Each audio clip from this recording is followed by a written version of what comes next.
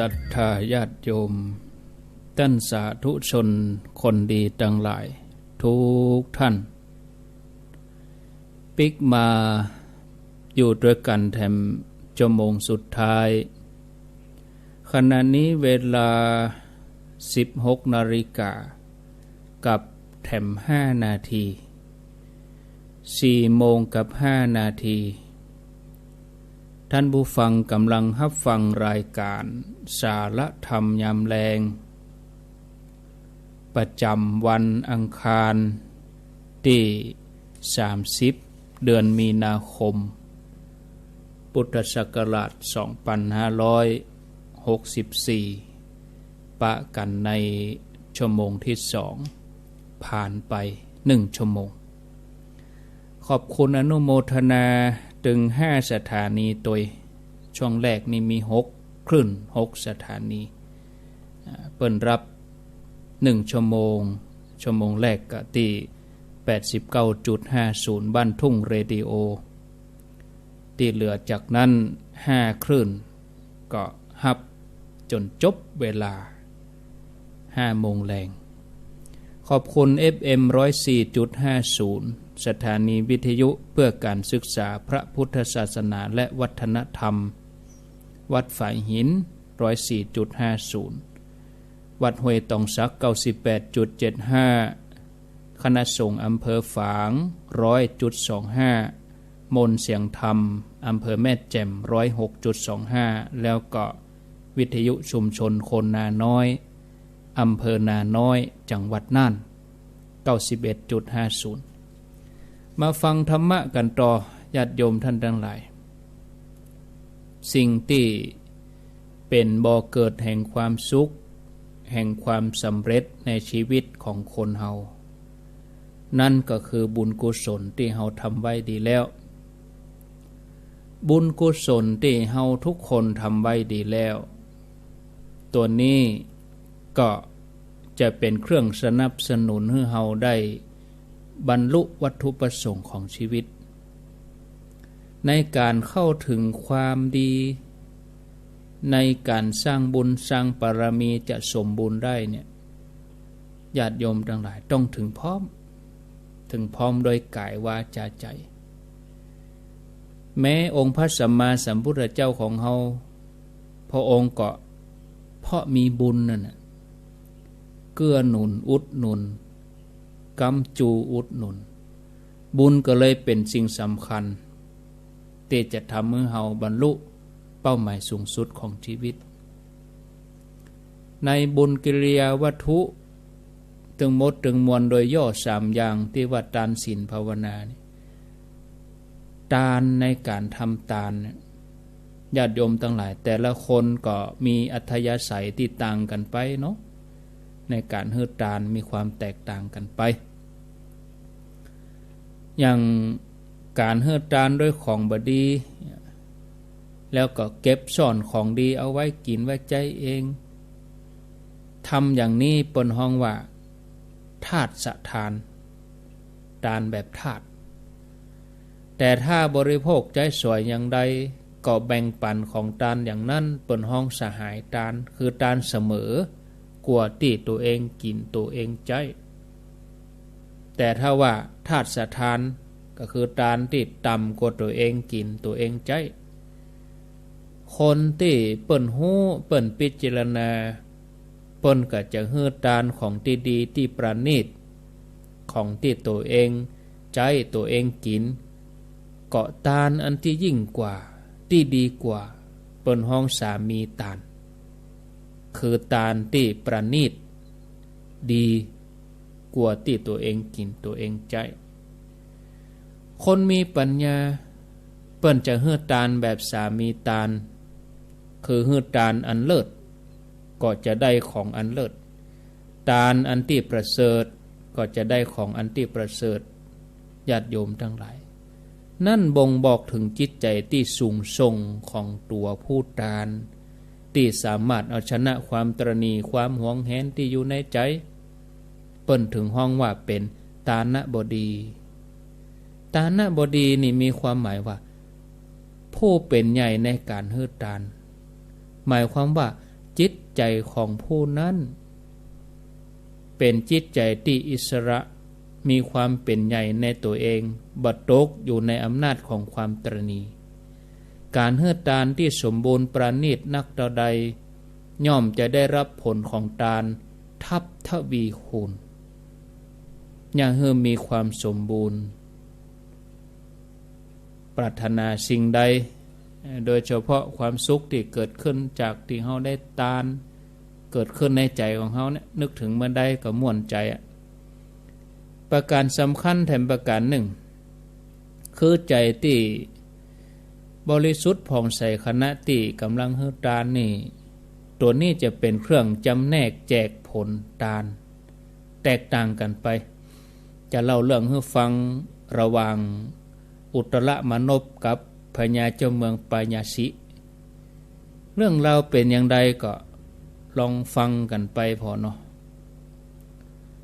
พญาเจ้าเมืองพระเจ้าปายาสิเป็นพญาเจ้าเมืองครองเมืองเสตัพพยนครพญาเจ้าเมืองพระองค์นี้พระองค์มีอุปนิสัยในการค้นคว้าทดลองกึศหาเหตุหาผลในสิ่งต่างๆเมื่อพระองค์ได้ฟังคำสอนของสมณะจีพราหมณ์ทั้งหลายในเรื่องของการเวียนว่ายแต่เกิดพระองค์จะค้นคว้าทดลองด้วยวิธีต่างๆแล้วก็สรุปเป็นความหันพิษว่าจาดหน้าบ่มีตายแล้วก็หมดไปเลยแล้วเปิ้นก็บ่เชื่อในนรกสวรรค์ทรงหันพิษในธรรมนองนี้อันนี้เปิ้นฮ้องว่าเป็นมิจฉาทิฏฐิบาปบุญบ่มีโลกนี้โลกหน้าบ่มีอย่าพระเจ้าปายาสิจะมีความเชื่อจิในเรื่องของบาปบุญการเวียนว่ายแต่เกิดนี้จะหู้จะหันได้แจ่มแจ้งชัดเจนนั้นต่อเมื่อใจเฮาหยุดนิ่งเมื่อเฮาปฏิบัติถูกส่วนแล้วบ่จิตเปิ้นดำเนินไปถึงที่แล้วบ่ถึงจะหู้ถึงจะเข้าใจ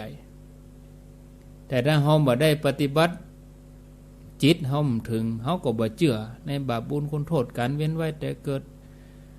ที่มันแตกต่างจากการหันด้วยตาเนื้อการหู้แจ้งด้วยญาณทัศนะ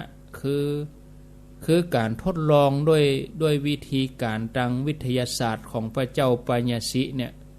บ่ใจวิธีที่ถูกต้องในการพิสูจน์เพราะจิตนี่มันจะมีเครื่องวัดหรอก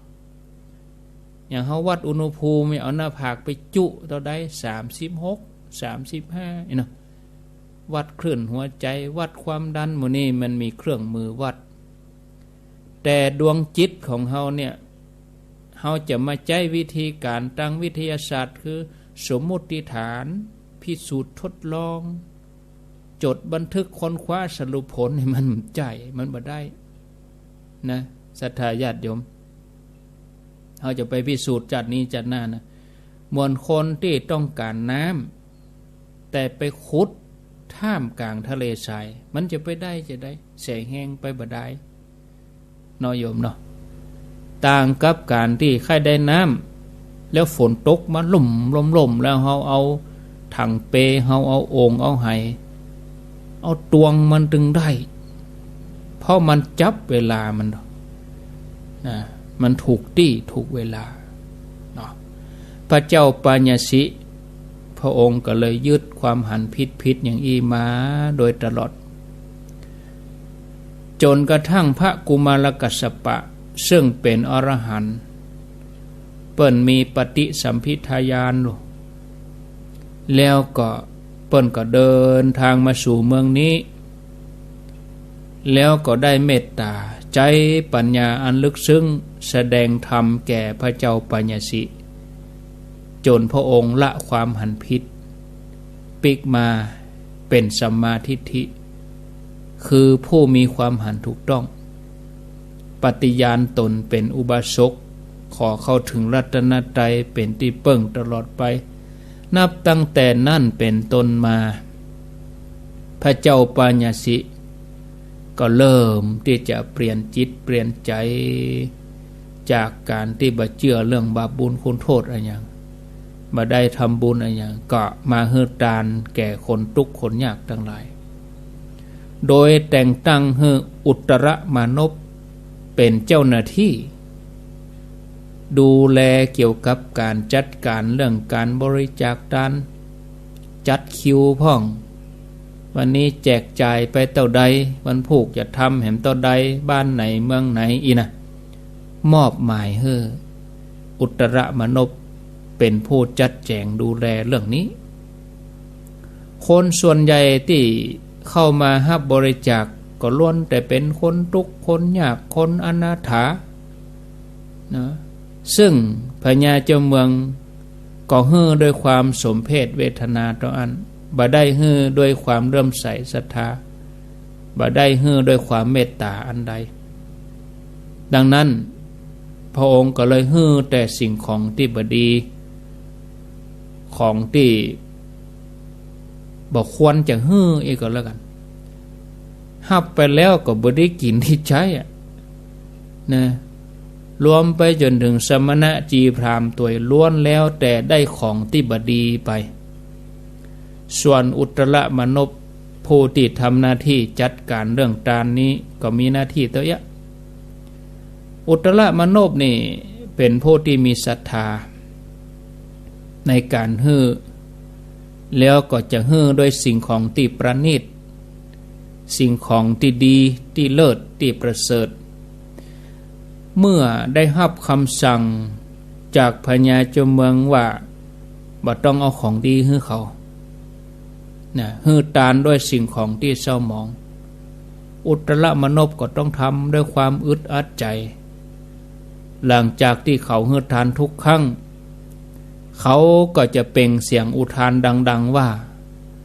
ขอฮื้อเฮาอย่าได้ทำบุญร่วมกับพระเจ้าปาญาสิแถมเลยเมื่อจบกรรมอธิษฐานกรรมนี้ก็มีหน่วยสอดแนมเก็บเอากรรมของอุตรมานพไปถวายรายงานพระเจ้าปัญญสิพระเจ้าปัญญสิก็ห้องอุตรมานพมาเข้าเฝ้าสอบถามว่าเป็นได้ถึงอู้อย่างอันขอบ่ได้ตานห่วมกับเฮากาทำไมถึงอู้อย่างอันอุตรมานพก็กราบทูลว่าขอเดชะเหตุที่เก้าได้เป่งอธิษฐานวาจาอย่างนั้นเป็นเพราะว่าพระองค์ฮื้อแต่ของเศร้าหมองเอาเข้าเปลี่ยนเข้ารีบเอาน้ำพักดองฮื้อเปิ่น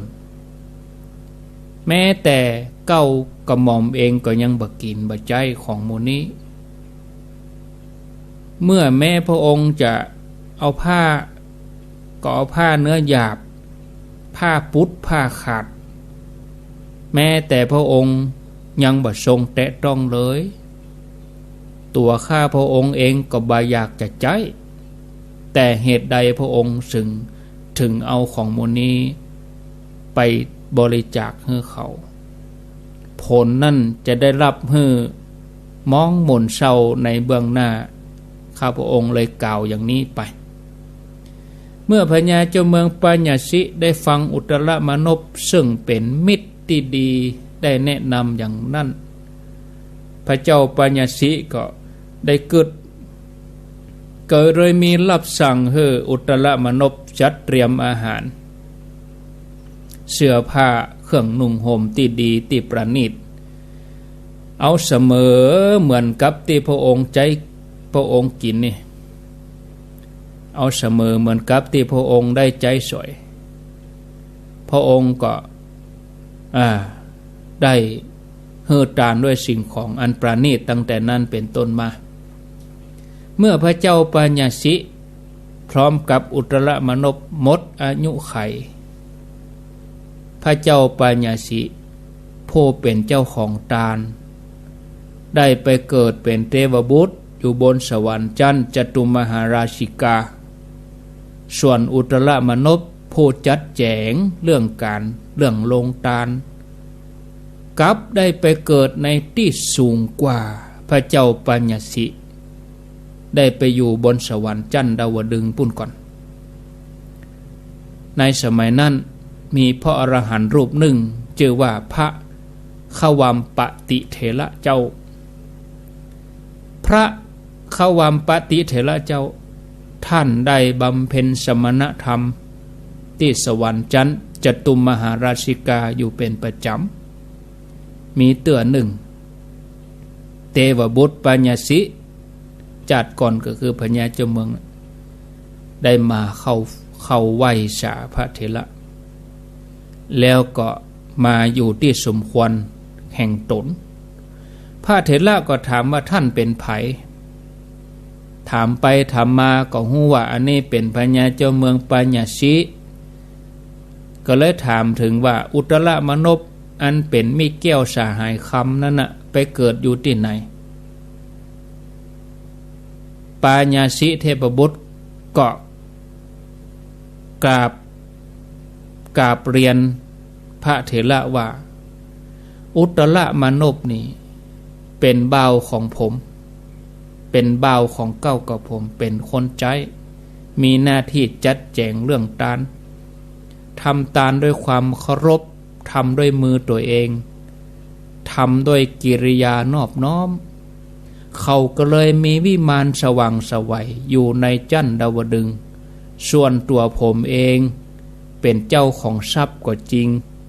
สละทรัพย์บริจาคก็จริงเป็นเหตุใดเนี่ยถึงมาเกิดสวรรค์เพียงจันทร์จตุมมหาราชิการัศมีก็น้อยกว่าทาสกว่าบ่าวของเก้ากับผมเมื่อพระคุณเจ้าปิกไปเมืองมนุษย์แล้วเนี่ยขอไปบอกให้คนทั้งหลายกำเนิดบอกว่าควรเฮือตานด้วยความยินดีเฮือตานด้วยความเคารพของตานตัวเองโดยกิริยาอันนอบน้อมแล้วผลนั้นจักได้บังเกิดแก่ท่านทั้งหลายอย่างเต็มที่เต็มกำลังอย่างที่ญาติโยมเขาวันก่อนเทวดาเพิ่นก็มากันก็เหมือนคนเฮานี่คนเฮาเวลาปะกันก็มากันปะหน้าปะตากันไปกินไปทานที่ไหนปะก็มากันนะเทวดาเพิ่นก็กันเหมือนกันหรอกจัดก่อนไปทานไหนอย่างมานี่อย่างมีรัศมีเป่งอย่างนี้นี่เทวดาเพิ่นก็จังกันเหมือนกันมนุษย์เฮาก็ยังกันนะเมื่อพระเถระปิกลงมาจากสวรรค์แล้วก็ได้นำเรื่องราวของพระเจ้าปัญญสิมาถ่ายทอดเพื่อเป็นเครื่องเตือนใจในการสร้างบารมีของพุทธศาสนิกชนกันสืบจากนั่นเป็นต้นมาท่านผู้ฟังทั้งหลายเฮาตานนี่นะบัณฑิตนักปราชญ์ทั้งหลายทุกครั้งที่เปิ้นจะฮือตานเปิ้นจะทำอย่างเต็มกำลังทำด้วยความเคารพนอบน้อม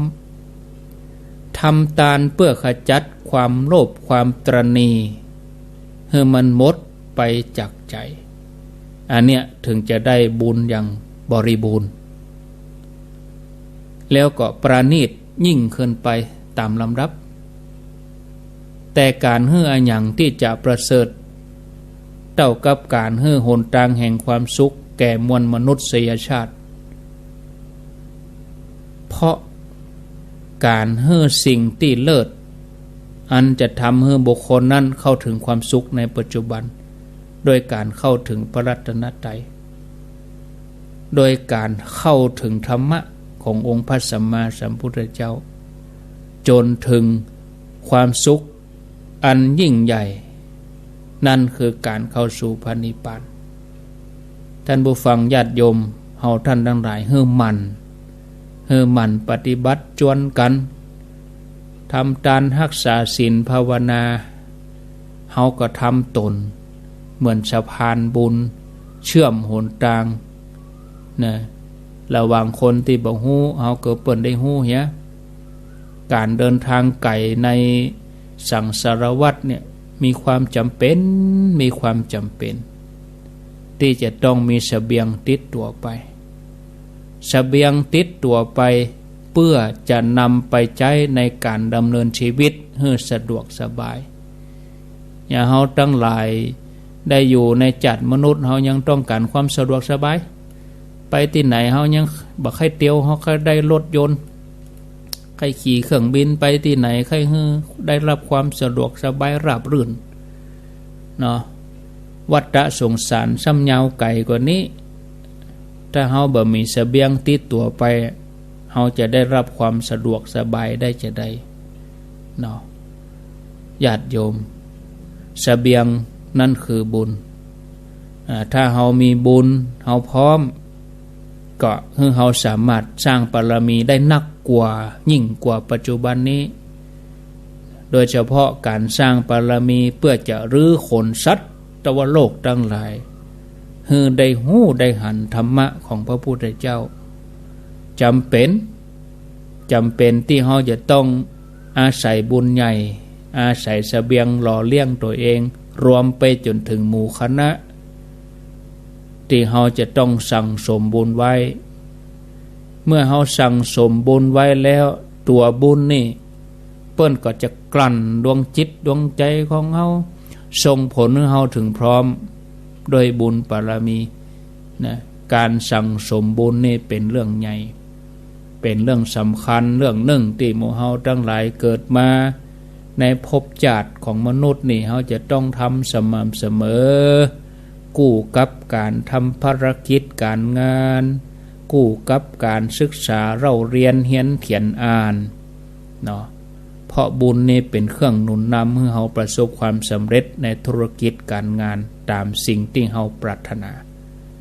ถ้าบ่มีบุญมาหล่อเลี้ยงบุญในตัวเฮาน้อยลงลดลงนะเวลาจะยะหยังก็ติดขัดบ่ได้รับความสะดวกสบายยากที่จะประสบความสำเร็จแต่ถ้ามีบุญไว้มันสะดวกสบายมันราบรื่นเนาะศรัทธาญาติโยมถ้าเฮาฮู้ว่าขณะนี้กำลังบุญของเฮามันมีน้อยเฮาก็เข้าใจขวนขวายเห่งทำแข่งกับเวลาที่มันหมดไปเสี่ยงไปนะตามศีลภาวนาเนี่ยยึดเอาไว้เป็นหลักบุญกุศลที่เฮาเกิดจากการเฮือทานนะเป็นสิ่งที่ทำได้ง่ายที่สุดเนาะเป็นสิ่งสำคัญที่พระพุทธเจ้าแล้วก็อรหันต์เจ้าทั้งหลายเปิ้นให้ความสำคัญนะเพราะว่าอย่างเพราะว่าบุญที่เราทำเนี่ยเปิ้นเป็นเครื่องหล่อเลี้ยงเนี่ยทำให้เราสั่งสมด้านอื่นๆไปทำด้านอื่นๆได้ตามที่เราพอจะมีกำลังมีเวลาถึงเวลาเราก็มานั่งสมาธิภาวนาปฏิบัติเนี่ยจะได้บ่ยากจะได้บ่ลำบากบ่ยากที่มันยากก็เพราะมันยากที่ไหนมันยากที่ใจเนี่ยเกิดยากรู้อ่ะแต่ถ้าเรามีบุญนี่มันเกิดยากละจะไปนั่งสมาธิจะมาไหว้พระจะไปฟังธรรมมันบ่เกิดยากสักหน่อยแต่ถ้าบุญห่มเติงจะไปไหนมาเกิดยากแต่เนอเกิดยากจะนั่งฟังตุเจ้าเกิดยากจะมานั่งภาวนาเกิดยากจะนั่งรถไปไขมันยากตั้งแต่เกิดพอเฮาเกิดยากแต่ถ้าบุญเฮาเติงกันมันง่ายตั้งแต่เกิดล่ะมันสะดวกไปเหียกูอย่างจนไผไปก็ไปตัวจนไผก็ใครไปตัวลุ่มง่ายหมดอย่างก็ลงตัวหมดจังหวะก็ลงตัวหมดพอดีหมดมันอย่ามาง่ายก็เพราะว่ามันง่ายมันก็เลยง่ายเนาะพระพุทธเจ้าพระองค์ยกย่องพระอัญญาโกฏทัญญะให้เป็นผู้เลิศกว่าภิกษุทั้งหลายด้านรัตตัญญูคำว่ารัตตัญญูก็คือผู้หู้ราตรีนาน กรรมว่าผู้หู้ราตรีนานก็คือเป็นผู้ที่บรรลุธรรมก่อนไผในบรรดาสาวกทั้งหลายเพราะเมื่อท่านทำบุญกุศลอันยังเปิ้นก็จะเห่งทำก่อนนะเป็นประเภทตุลิตะตุลิตังสังฆะสีสังคือบรีล้อบโอเอลังเลเป็นใดเปิ้นถึงสำเร็จทำก่อนเปิ้นเอาจะไปตานปุ่นเนอผมจะไปด้วย นั่นก็ญาติโยมทั้งหลายเพราะมันง่ายก็เลยง่ายไปเลยการเฮือตานนี่เพื่อจะขจัดความตรณีออกจากใจเพราะกลัวว่าคณะที่กำลังมีศรัทธาเนาะกำเดียวความตรณีจะมาครอบงำมันก็แน่อยู่หั่นเหมือนกันนะมันก็ได้ช่องมันก็จ้องอยู่หั่นเดี๋ยวมันตัวมันซุบแล้วก็ใจเสียไปละขใจเห่งค่าความตรณีนี่ไปเสียเฮือมันพ่ายแพ้ไปเลยบ่เฮือมันได้งอกได้เงยมาในใจเขาละอัญญาโกณทัญญะเปิ้นทำอย่างเงี้ยจนเป็นอัธยาศัยจนเป็นจริตติดตัวเปิ้นไปเลยเหมือนในสมัยพระพุทธเจ้าวิปัสสีอัญญาโกณทัญญะพระอัญญาโกณทัญญะเปิ้นไปเกิดเป็นปอกกาชื่อว่ามหากาละมีน้องบ่าวอยู่คนหนึ่งชื่อว่าจุลกาละคนสมัยนั่นนี่เปิ้นมีความศรัทธาเลื่อมใสในพระพุทธศาสนาถึงขนาดที่ว่าต้องต่อแถวกันไปตานนะท่านผู้ฟังเนาะต่างจากคนสมัยบัดเดียวต่อแถวกันไปหับแจกต่อแถวกันไปหับตานคนสมัยนั้นต่อแถวกันไปตานนะวันหนึ่งเจ้าบ้านได้ถวายภัตตาหารแด่พระสงฆ์ที่จาริกมาจำพรรษาอยู่ในหมู่บ้านของท่านมหากาละหันพระสงฆ์มานักก็เกิดความสำรวมเกิดจิตใจอันศรัทธาเนาะใครตานโดยเปิ่นพ่องแต่ตัวเองก็บ่มีเงินบ่มีทองที่จะไปซื้ออาหารก็ไปปรึกษาน้องเบาว่าบัดเดี๋ยวนี้ตุเจ้ามาบ้านเฮานะตุเจ้าเปิ่นจาริกมาในหมู่บ้านเฮาตัวอ้ายก็มีใจใครตานเนาะน้องว่าจะได้บัดเดี๋ยวนี้เข้าในโต่งในนาเฮาก็ยังบ่สุกเตือนมันกำลังเป็นน้ำนมอยู่เข้ามันกำลังมันบัดสุกแต่ก็เลยเอาเข้าที่กำลังเป็นน้ำนมนะเอามานวดเป็นข้าวยาคูเป็นน้ำนมเข้า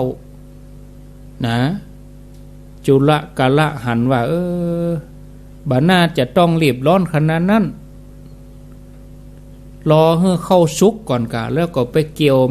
แล้วก็เอามาตุบมาสีแล้วเขาก็ก้อยเอาไปตานกะถึงแม้น้องเบาจะคัดค้านอย่างใดผู้เป็นอ้ายบ่สนใจเปิ้นเกิดว่าเขาจะตานคณะกำลังมีศรัทธาเนี่ยต้องเห่งหีบเขาไปรอก่อนเสียตุเจ้าไปเหี่ยใหญ่ๆเขาต้องทำในตอนที่เขามีศรัทธาความศรัทธานี่นะญาติโยมพระพุทธองค์เองก็ย่ำกล้ารับรองนะความศรัทธาของคนเรานะวันนี้ศรัทธาวันผูกบัศรัทธาปีนี้ศรัทธาปีหน้าบัศรัทธาฉะนั้นทำเมื่อเกิดศรัทธาเนี่ยท่านก็เกิดอย่างเงี้ยบ่อยากจะพลาดโอกาสที่ตัวเองจะได้บุญใหญ่ฉะนั้นก็เลยเมื่อน้องบ่ตกลงเขาก็แบ่งนาคนเกิงไปน้องจะรอเข้าสุกแต่อ้ายนิ่มล้อจะเอาเข้าเนี่ยมานวดเป็นน้ำนมเข้าเป็นข้าวยาคูผสมน้ำนมจะเอาไปถวายพระพุทธเจ้าวิปัสสีพร้อมกับพระสงฆ์ก็ได้อย่างอันแต่โดยความเบิกบานใจ ในฤดูการทำนาครั้งนั้น มหากาละได้ตานรวมกันเก้าเตื้อกันนะตั้งแต่เข้าตั้งต้องเป็นน้ำนมจนถึงเกี่ยวเข้าเป็นเข้าเมาเกี่ยวเข้านวดเข้าจนเอาเข้าไปใส่ในหล่องเข้ายุ้งฉางหมดเชียงฤดูการทำนาตัวเองก็รู้สึกอิ่มอกอิ่มใจในบุญนะโหเมื่อละจากโลกไปแล้วก็ได้ไปเกิดในโลกสวรรค์ไปเสวยสุขอยู่ในเทวโลกอันเป็นทิพย์เมื่อปิกลงมาในเมืองมนุษย์ท่านก็ตั้งอยู่ในความประมาทสั่งสมบุญกุศลเลยมาเวียนว่ายแต่เกิดในสองภูมิสองภพต่ออันคือภพมนุษย์กับภพสวรรค์บัดตกต่ำอบายเนี่ยศรัทธาญาติโยมท่านทั้งหลายบ่ควรดีประมาทนะอันการห้ามการเรียนการศึกษาของเฮานี่นะบอกว่าเฮาจะเรียนมาต่อใดเฮาจะทำงานทำเงินได้ต่อใดเฮาตายไปแล้วเสี่ยงหมดปีกไปเกิดเฮาต้องสร้างทำไมก็เหมือนเฮามาเกิดจัดเนี่ยเฮาไม่ได้กอดเอาใบปริญญาออกต้องมาหรอกเฮาไม่ได้อ่านหนังสือจ้างในต้องมาหรอกต้องมาเรียนรู้ทำไมแต่บุญน่ะก็จะติดตัวเฮาไปมันหายอย่างอื่นนะเสี่ยงหมดหรือเอาไว้บนโลกนี้หมดใจว่าอย่างเขาจะเรียนปริญญาตรีปริญญาโทนะตายไปเกิดจัดหน้าเขาจะไปต่อปริญญาเอกแหมอีไปมีที่ไหนต้องไปเรียนอนุบาลแถมไม่ต้องมาฝึกกอไก่ขอไข่มาฝึกอย่างฝึกเตี้ยวแถมไม่แม่นก็แต่บุญนี่กามันต่อเลยต่อไปเลยเอามาต้องไปเสียเวลาแล้วญาติโยมทั้งหลายเมื่อได้เกิดมาอย่างอีแล้วทีนี้มาถึงสมัยพระพุทธเจ้าของเราตัวท่านก็มาเกิดในตระกูลพราหมณ์มหาศาลชื่อว่าโกธัญญะได้ศึกษาได้รับการถ่ายทอดศิลปวิทยาจากพ่อจนมีความเชี่ยวชาญชำนาญการในการดูลักษณะคนมหาบุรุษหลังจากที่เจ้าชายสิทธัตถะประสูติได้5 วันอัญญาโกณฑัญญะตอนนั้นเป็นพราหมณ์หนุ่มก็ได้รับการคัดเลือกเพื่อเป็นหนึ่งในจำนวน108 ท่านเจิญไปรับประทานอาหารที่ในพระราชวังนอกจากนั้นท่านก็ยังได้รับคัดเลือกเป็น1 ใน 8ของพราหมณ์ที่มีความชำนาญในการทำนายลักษณะพราหมณ์7 คนนั้นทำนายลักษณะเจ้าชายสิทธัตถะว่าถ้ากุมารนี้อยู่เสวยราชสมบัตินี้จะได้เป็นพญาเจ้าเมืองจักรพรรดิแต่ถ้าออกบวชจะได้เป็นพระพุทธเจ้าศาสดาเอกของโลกพราหมณ์หนุ่มที่ชื่อว่าโกธัญญะฟันธงยกนิ้วเดียวเลยบวชแน่นอนแล้วก็จะได้ตรัสรู้เป็นพระพุทธเจ้าอย่างแน่นอนก็ตรงกับคำทำนายของพราหมณ์นั้นท่านผู้ฟังเพราะปราสาท3 ฤดูพร้อมด้วยนางสนมกำนันบ่าเจ้าแต่นั้นพร้อมทุกอย่างปราสาทฤดูร้อนฤดูฝนฤดูหนาวยังบ่อาจเหนี่ยวรั้งเจ้าชายสิทธัตถะไว้ได้เพราะบารมีเปิ้นแก่รอบแล้วตัดสินใจออกผนวดแสวงหาทางหลุดพ้นเมื่อเจ้าชายสิทธัตถะได้ตรัสรู้เป็นพระพุทธเจ้าแล้วพระองค์แสดงธรรมโปรดปัญจวัคคีย์ทั้ง5เป็นสาวกชุดแรกแล้วก็ด้วยบุญที่เปิ้นได้สั่งสมมาทำบุญกุศลทำอย่างสม่ำเสมอก็ได้โสดาบันฟังเป็นครั้งที่2ก็เป็นอรหันต์ท่านผู้ฟังญาติโยมเขาจะหันว่า ความปรารถนาสิ่งต่างๆจะสำลิดผลขึ้นมาได้นั่นบ่ใช่จะเกิดขึ้นมาลอยๆล้วนเกิดจากองค์ประกอบด้วยเหตุด้วยผลทั้งสิ้นใครปรารถนาผลอย่างใดก็ต้องประกอบเหตุเสียก่อน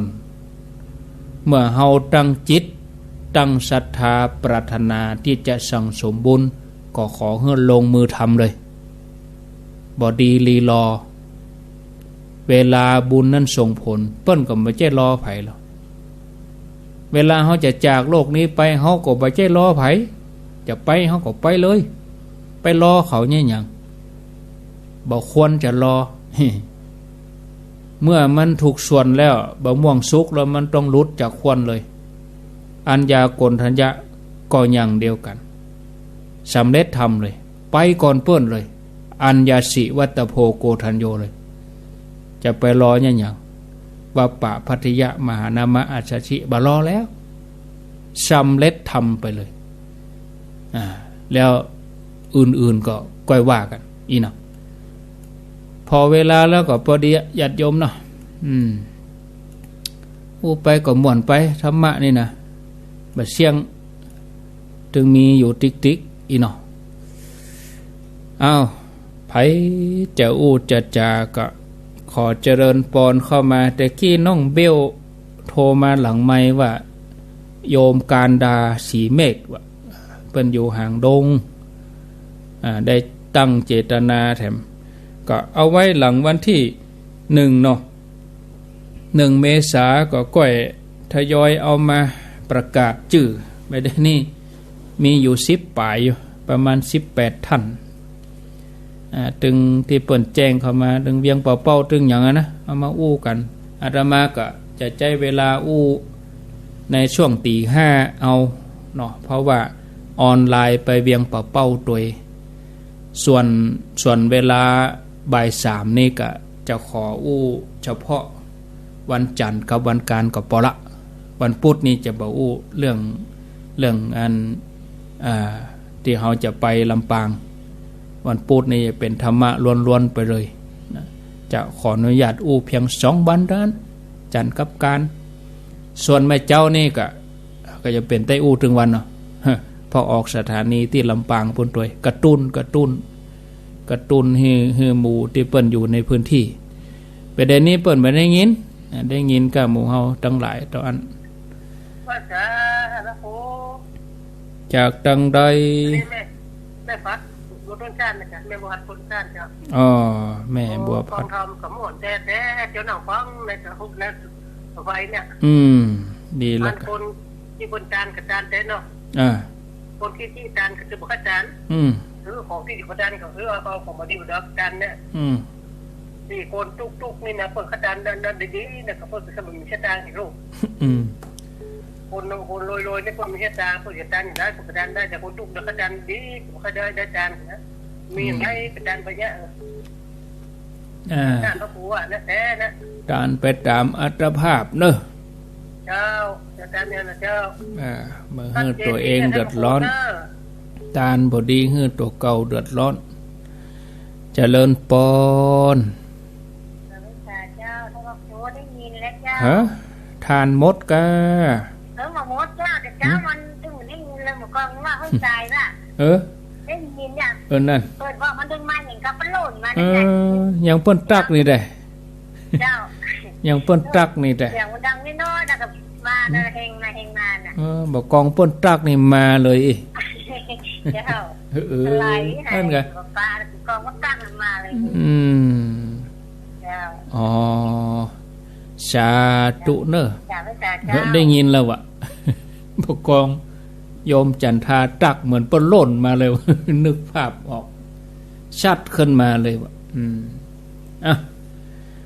0998366322แฮม15 นาทีเจริญปอนจากตังใดจากไม่ขันแก้วประแดงไงเจ้า แม่ขันแก้วเจ้าชัดเจนดีเจ้าแม่ขันแก้วปลาแดงแม่อายเนาะมืดบดก็บ่บดบ่มืดยังก้าแม่โอ้แต่เจ้าบดฮะมันอย่างไรนะมันบัดนี้บัดเดียวนี้แต่แดดอ่ะ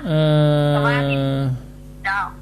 แต่ว่านี่บดขนาดก็ฝนมาปุกปักเมื่อฝนตกก็แต่สักสี่หายเสร็จแต่หันฝนที่สัก4-5 เมตรหายเสร็จ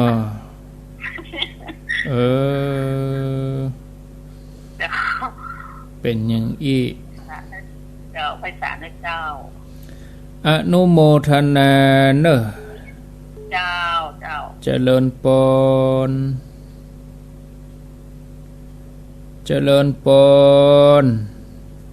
ข้าไม่ศาลเจ้าท่านพระครูจากทางใดแม่สำรวยเจ้าแม่สำรวยนี่ฟังทางใดแม่สำรวยตอนนี้อยู่กรุงเทพเพ่งดูในโทรศัพท์นะคะเจ้าฟังทางอินเทอร์เน็ตกะเจ้ากรุงเทพนี่ฝนตกก็ตกเป็นบางทีเจ้าจะปิกมาได้นี่จะปิกมาได้มันปิกง่ายกะยังปิกง่ายแต่เจ้าแม่สำรวยแล้วหยดมาตันได้ไปดำหัววะตีลำปางแค่นั้นน่ะจะตันได้ไปก็ได้ไปนะจะทำได้ไปฝากแม่แดงสิ้นเดือนก่อนหรอสิ้นเดือนเมษาก่อนหรอสิ้นเดือนเมษาเห็นเมินอยู่อยู่กรุงเทพก็ได้ฟังกันเนาะได้ฟังเจ้าฟังทุกวันนะเจ้าได้ดีแล้วกันดูนะแกเปิดโทรศัพท์แล้วกันเจ้าโมทนาบุญเนอเจ้าไม่สาเจ้าสตุแน่อินเทอร์เน็ตนี่ก็ดีไปอย่างฟังทางออนไลน์ก็ได้อินเทอร์เน็ตนี่ดีเหมือนกัน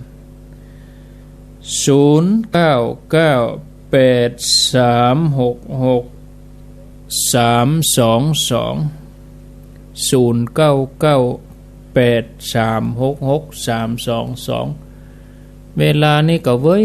เห็นนะกระเดียวก็ค่ำกระเดียวก็มืดเนี่ยรับเหตุตื่นมันผูกก็แจ้งแหมแล้วปุ๊บปั๊บก็ได้ก็สิ้นเดือนแหมละอ่ะโวยแต่เจริญปนพระศาสเจ้าท่านพระครูเจ้าจากดังใดอย่างแม่แจ่มเจ้าแม่แจ่มแม่ขันแก้วกะม่อนแข็งแก้วเจ้าแม่คำปันม่อนแข็งแก้ววันนั้นไปอันวัดแม่ปานกับแม่ได้ไปสักกรรมได้ไปสักกรรมกะฟังตึงวันเนาะฟังตึงวันได้ยินทีเนาะได้ยินทีเจ้าแม่แจ่มแม่คำปันโทรว่าล่ามให้ตาลเพื่อนฟังตึงวันเจ้าโทรหากันพ่องกาโทรเจ้าอนุโมทนาเนอสาธุม่อนแสงแก้วอำเภอแม่แจ่ม0998366322เจริญปน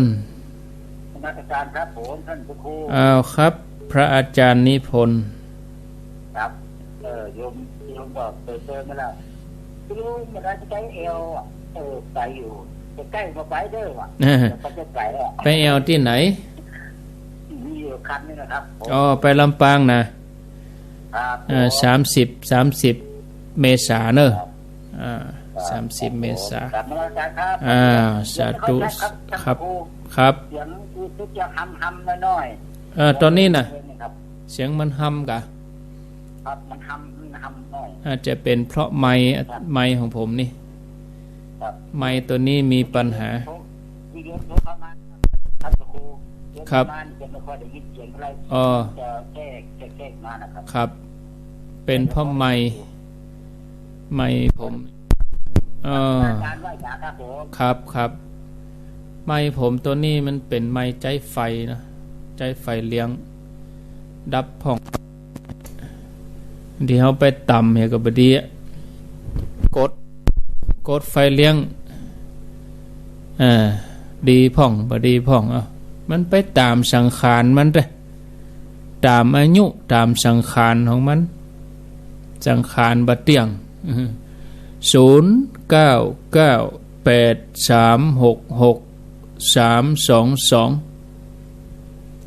0998366322มีก็เข้ามาแถม10นาทีสุดท้ายญาติโยมอยู่ที่ไหนตั้งใดก็ขอเจริญปอนเข้ามาตั้งเมืองน่านบ่ได้มาสักสายแต่เนอะแล้วก็ที่ลำปางพวกนี้สถานีเปิ้นลุคนเฒ่าโทมาปะโตตังห้างชัดตังเกาะคาตังเนี่ยลำปางหลวงเนี่ยโอ้แบบแปดฮอดฮับโทรศัพท์คนเฒ่าเปิ้นบ่ฮู้จะไปถามที่ไหนวะเลยปั่นรถถีบมาอู้กันมาซุมกันอู้กันเรื่องวิทยุดับวะอินดูเบิ่มกันเจริญปอนไปศาลเจ้าแล้วพระครูมันชัดเจนดีเหรอชัดเจนดีเสียงที่ไหนชัดแม่ปกติมันออกโทรศัพท์เนี่ยนะชัดดีโทรศัพท์นี่ชัดกะแต่วิทยุปุ่นบ่ได้ที่เป็นอู้กันนี่คือที่วิทยุมันค่อยชัดบ่ได้อยู่ต่างประเทศก็รับได้หมดได้หมดเขาต่อหาเขาถึงปากฟังได้หมดกุฏิถ้ามีอินเทอร์เน็ตย่อลูกไว้ในกำมือน่ะไปศาลเจ้าสายต่อไปเจริญปนไปศาลเจ้าท่านพระครูจากที่ไหนแต่ไม่ฟังอยู่ที่ทำงานเจ้าทำงานอยู่ออนไลน์ค่ะออนไลน์อยู่ที่ไหนอยู่แถวจ้างเผือกค่ะจ้างเผือกโอ้ตอนเจ้าก็ฟังมันจะได้ฟังท่านฟังสักกะแปงค่ะได้ยินทีเนาะได้ยินชัดเจนชัดแจ๋วเลยอยู่ดีมีสุขเนอะค่ะกลับไปสาธุเดี๋ยวเฮาได้ยินอย่างมั่งไงเตียนเปิ้นเอาเทปตุลุงมาเปิดตุลุงทองช่วง 8 โมงก็ได้ยินโยมเขาโทรหาตุลุงตะก้อนหลายท่านแล้วเปิ้นฟังสมัยนั้นมาถึงเดี๋ยวนี้คนเหล่านั้นก็ยังมีอยู่เดี๋ยวนี้คนรุ่นนั้นเปิ้นก็ยังฟังกันอยู่เดี๋ยวนี้ก็มีว่าหลายท่านอาตมายังจำเสียงได้อยู่นะช่วงเมื่อเจ้าที่เปิ้นเอาเทปเก่าตุลุงทองมาเปิดที่104นี่นะ104ไฟหินนี่นะตอนที่ตุลุงเปิ้นเปิดสายโยมเขาก็โทรมาถามปัญหาโทรมาอู้กับตุลุงแบบกันเองน่ะ0998366322เจริญปนเจ้าท่านพระครูจากที่ไหนนวลเจ้าเป็นสีนวลเรียกป้าเป้าเจ้าสีนวลห่างต่ำกะใจเหนือเพชรเจ้ามีหลายสีนวลลูกเจ้าปงเหนือมีสีนวลมีจะหลายโอ้น่าก็สีนวลมีหลายฟังออนไลน์กะฟังออนไลน์เจ้าแปลว่าบัดเดี๋ยวนี้เปิ้นฮู้กันนักเนาะระบบออนไลน์นี่ฟังกันทางคลื่นนี่เฮาไม่ได้ยินไปหยังเฮาฟังออนไลน์ก็เข้าท่าดีนะแต่ฟังวิชัดเจนดีมันต้องไม่ไหลหาดีเหมาะดีนะเนาะเข้าท่าดีแท้ฟังอยู่ตลอดนะเจ้าทำตามไปฟังโซนอีกก็ฟังย้อนหลังเอาโดเข้าถึงเทคโนโลยีรู้แต่ดีเหลือแต่ก่อนนักยินดีเนาะสาธุเวียงเป่าดีเหลือแต่ก่อนนักประเด็นนี้เขาจะฟังย้อนหลังก็ได้แต่ฟ ฟังปัจจุบันนี่บางทีฟังเวลานี่โอ้บัดตันสักครับปิกไปบ้านบางทีคนทำงานก็ฟังในรถไปตัวฟังย้อนหลังโอ้ดีเหมือนกันอยู่ที่ทำงานก็ฟังได้เนาะอนุโมทนาเนอะที่ติดตามรับฟังกันเจริญปนครับขอแจ่มใจไว้สาบารมีธรรมท่านพระคุณเจ้าครับปนนานครับผมโอ้สายท่านเจ้านี่แน่นหนาจะบอกว่ายามใดล่ะยามเจ้าก็ได้ยามแรกก็ได้ว่างพ่องหมดแต่ก็ครับอยากมีธรรมนะได้ฟังน้ำฟังธรรมท่านเจ้าก็ม่วนอกม่วนใจสบายอกสบายใจดีครับม่วนใจดีเนาะโอ้ม่วนใจดีครับน้ำธรรมคำสอนนี่มันย้อมจิตย้อมใจได้อยู่จุ่มอยู่เย็นแต่ได้ฟังก็ม่วนใจครับจิตใจสบายปลอดโปร่งดีครับอนุโมทนาบุญเจ้าว่านะปานตานก็เป็นปัจจัยคือถึงพระนิพพานนะครับเป็นเบื้องต้นนี่แน่นอนจิตตานไปนะครับท่านพระคุณเจ้าเนาะดีแล้วปนานตามกำลังศรัทธาอย่างท่านพระคุณเจ้าว่านะถ้าบ่กินบ่ตานก็บ่มีบุญกุศลอันใดมากำมาจูนมันพุทธเจ้าว่าโอ้เป็นบุญเป็นกุศลบ่ฮือได้กลัวบุญครับเพราะบุญเราปิดที่เปิ่งของเฮาถึงโลกนี้โลกหน้าอยู่เหมือนท่านเจ้าว่าแต่โอ้ลูกลังล่อหน้าบุญล่ออ่ะบุญก้าวบุญจูครับก็สบายใจดีครับแต่กะเนาะ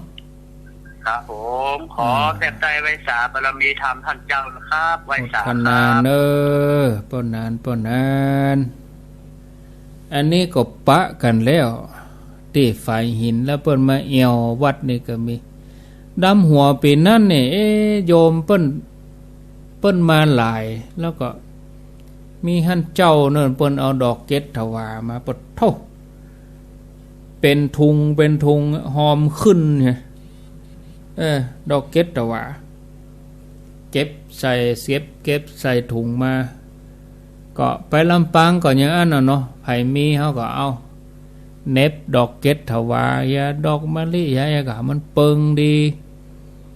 ดำหัวครูบาอาจารย์เอาน้ำขมิ้นชมปล่อยไปโดยห้องไผ่ห้องมันคนละขวดไปถึงปุ้นเขาก็เอาไปถอกรวมกันเติงเวลาก็เขาก็เอาตักใส่สลุงเฮ้อครูบาอาจารย์ไผ่มีสลุงก็เอาไปโดยเนอะท่านอาจารย์สาธิตเปิ้นศรัทธาเปิ้นมีน้อยนะอินดูเปิ้นสลุงเฮาก็เขียนชื่อติดตั้งก้นสลุงเหียเนอะเอาสีเขียนเหียหมายไว้มันจะได้บ่หลงสลุงไผ่เอาตำ2หน้าพระแล้วก็เอาน้ำขมิ้นสมปล่อยไปเกณฑ์ให้เปิ้นเฮาจะบ่มีการฮดนะน้ำสมปล่อยนะเอาไปรวมกันในสลุงหลวงเอารวมกันในถังใหญ่ได้เวลาแล้วก็เอาสลุงน้อยนี่กุดน้ำชมปล่อยแล้วเอามาเกณฑ์ให้ครูบาสังฆะเปิ้นก็จะเอามือจุ่มแล้วเปิ้นจะเอามาลูบหัวเปิ้นอันเนี้ยดำหัวแท้เฮาบ่เอาหดมือนะ